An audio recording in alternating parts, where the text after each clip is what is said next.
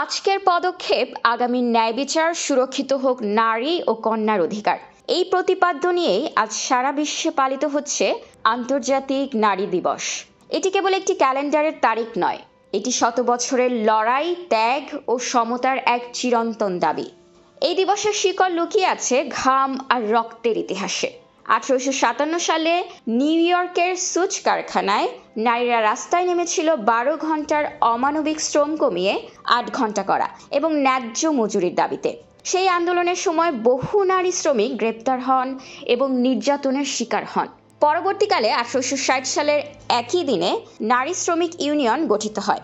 এরপর 1908 সালে নিউ ইয়র্কে পোশাক ও বস্ত্র শিল্পের প্রায় 1,500 নারী শ্রমিক একই দাবিতে আবারও আন্দোলনে নামেন এবং শেষ পর্যন্ত 8 ঘন্টা কর্মঘণ্টার অধিকার আদায় করেন।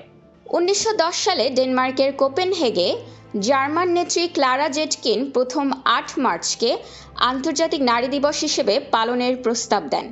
সংগ্রামের পথ বেয়ে জাতিসংঘ 1975 সালে প্রথমবারের মতো এই দিনটি পালন করে, আর 1977 সালের 8 মার্চ পায় দাপ্তরিক আন্তর্জাতিক স্বীকৃতি। সেই থেকে এটি জাতি, ধর্ম, বর্ণ নির্বিশেষে নারীর অর্জনকে উদযাপন করার দিন। আজকের নারী দিবস শুধু উদযাপনের নয়, বরং অঙ্গীকারের।